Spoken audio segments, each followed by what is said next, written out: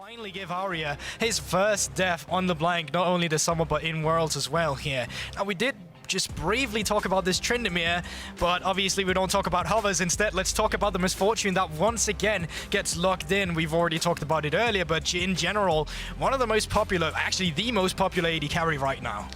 And works so well with a number of combinations in the bottom lane, specifically engage supports. Vulcan very good at those. There's the Qiyana for Blaber, so he'll be piloting her. Of course, didn't really see much play across the course of summer. Hasn't played it in summer 2021 in the LCS. Yeah, so one of these new champions coming in, we've seen a lot of success with the Qiyana. Does fairly well, actually really excellent around the skirmishes, around the jungle with the heavy terrain coming out, specifically in the former game where we also had a mountain. I was so hopeful. Yeah, I mean, I didn't want to talk about it. We saw the hover. If you don't know, Steel has played 4 games of Shaco in the regular season and is actually one of his champions that he does like to bring out. Instead, we get to see him on his most played champion, the Zhao and Evi, on his most comfort pick, the Gnar, coming into this one as well.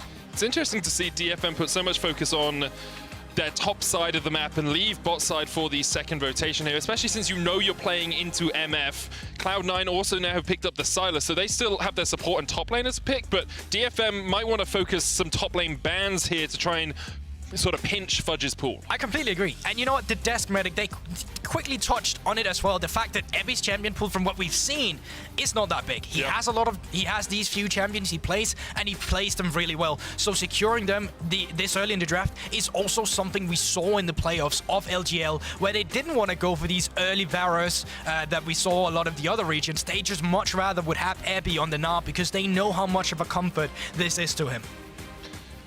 For the moment, though, it's C9 are going to focus some bans towards that AD carry role. Yutapon will not get the Ezreal alongside that. Things like the Aphelios he's very good at.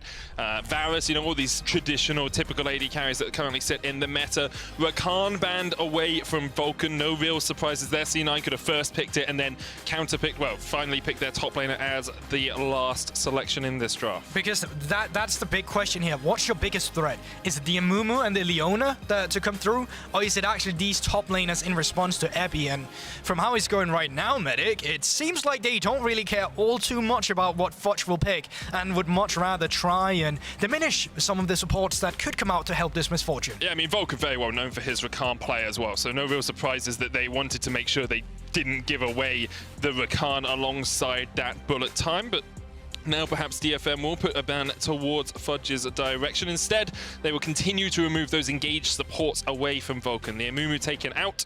Now C9 expect them to pick their support here and save their top laner for last. Yeah, exactly. If Amumu is gone, well, then you just go for the Leona instead. And the team fighting already on Cloud9 is so incredibly scary. You got the Misfortune, you got the Qiyana. Sylas, he's just going to steal away the Gnar ultimate. That's AP scaling as well. You jam him into a wall, bam, you're just dead. And there's super massive follow-up as well from the Leona to come through. So last picks are coming through now. Jhin is a champion that would be quite interesting to see as one of these champions that's more facilitating and not really one you play for too much. And also another thing is that he's super immobile. If he doesn't get that Gale Force ASAP, he's going to be a strong point to attack for Cloud9 because he's so immobile. Yeah, and you have so many long-range AoEs that can hit onto him. You know, you got the Leona with the Solar Flare, you got Sylas jumping in there as well. Alongside that, the MF bullet time can do so much work. Gaeng currently hovering over the Alistar. It's his second most played through the course of summer, but it's not always the most powerful pick. We'll see if DFM can make a move with the cow in the bottom lane. Reason why I really don't like it in this instance is because Perkz is playing Sylas. Oh, yeah. That is a free Alistar ultimate that he can get for himself in these team fights. So if you're not using the Gnar, you're just going to be using the Alistar. Get rid of the CC from either Chain to come out from Irelia, and then just be a menace with the rest of your team.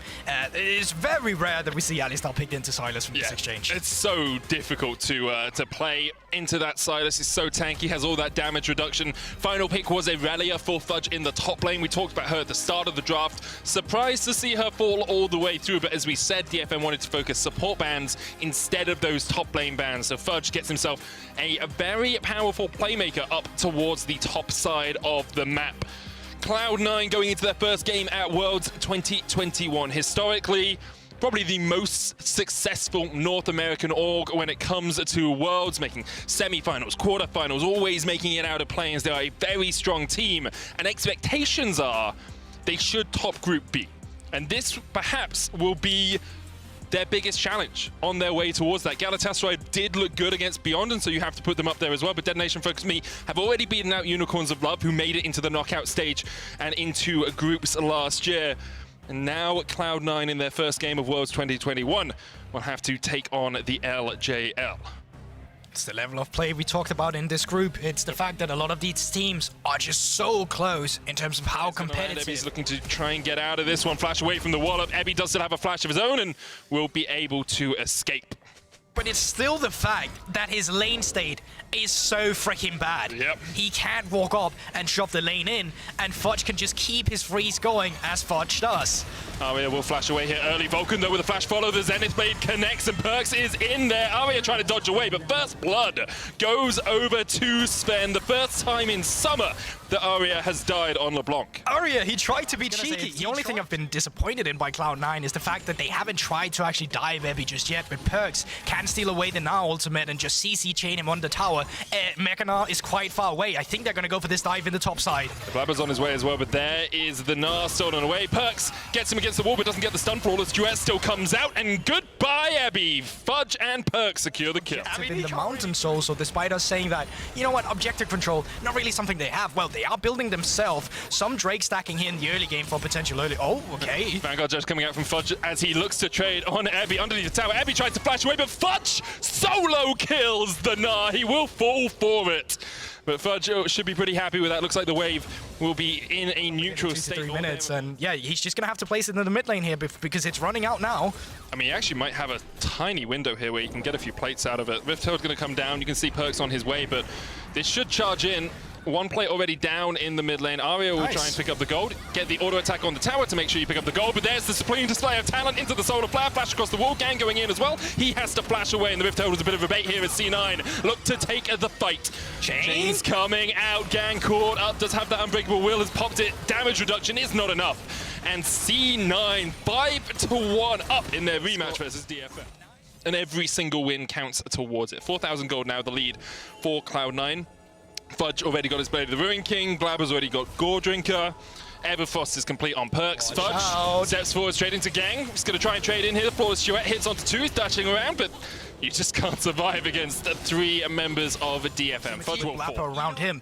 It seems like they've made an adaptation now where he's fine with moving down towards the bottom side. Yeah. He's fine with moving up towards the top side. Not only when he has prio, but also losing waves for it, netting his teammate, and that takes some trust. Fudge going to be jumped on here. TP coming in this Vanguard's edge as well, and Fudge turns it back around. C9 were waiting for this. They were lying in wait.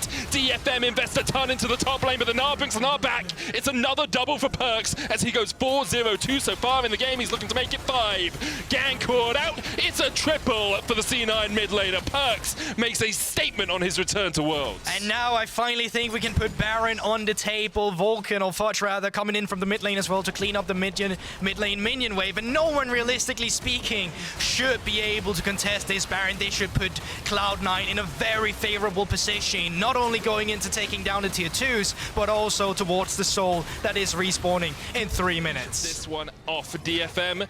Need something miraculous. Need something pulled from a hat as Gaeng goes in. Supreme display of talent disengages him. The solar flare coming out as well. No unbreakable will on that Alistar. No ult for him as the jump comes in from Perkz into the 9 to the stopwatch. Crescent Guard tries to catch Perkz out, but he's able to get away for the moment. Flashes out. Evi gets the stun onto 1. Blaber will fall. DFM have 1 kill in this fight so far. Curtain Call coming out as well as Fudge is forced away. Aria jumping in. Fudge low. Aria will dash back out. You still very much have a chance of making it to groups. You've beaten out Unicorns, thank you. Earlier on today, we're still in a very strong position to make it to the knockout stage, but C9 are vying for that first spot, and Aria once again vying to die. Second death this summer on the LeBlanc as the chase goes on. Evi forced away towards the top side. He's going to Gnar but not get a stun. Perkz diving double nexuses into 3, and he's just too damn tanky. You just can't kill him. Gaeng will fall. Perkz gets another double, and C9 announce themselves on the world stage with a win versus DFM. They're going to play with their food a little bit on the Nexus here. Yutapon forced back. The minions will do the work for Cloud9 as the curtain call comes out. And It's on Vulcan curtain call. will damage. Counter curtain call. Perkz can't hit the target. Nexus falls. Cloud9 with the win. If this detonation focus me was the, revitalized version with Exodia coming in, and Cloud9 made this statement of a game, you're happy as a North American fan. This was the team that made the memes of Blaber's flash into the scuttle, and if you wanted to diminish those expectations going forward, you completely did it with this stomp. And it's just so momentum building as well for Cloud9. Like, if you lose the first game, you only have 3 more to really set yourself in a good spot. If you can consistently win, you avoid Hanwha, you avoid LNG, you put yourself in so much of an easier position to make it through to groups unscathed. As a European, we know what it feels like to fall out in play-ins, and I'm sure Cloud9 are wanting to I don't know what you're talking about. Never heard about that. We forgot about it. Hobian hasn't happened. We got a great team called Mad Lions now in groups instead, so there's no play-ins that we remember, of course. But, I mean, statement game from Cloud9.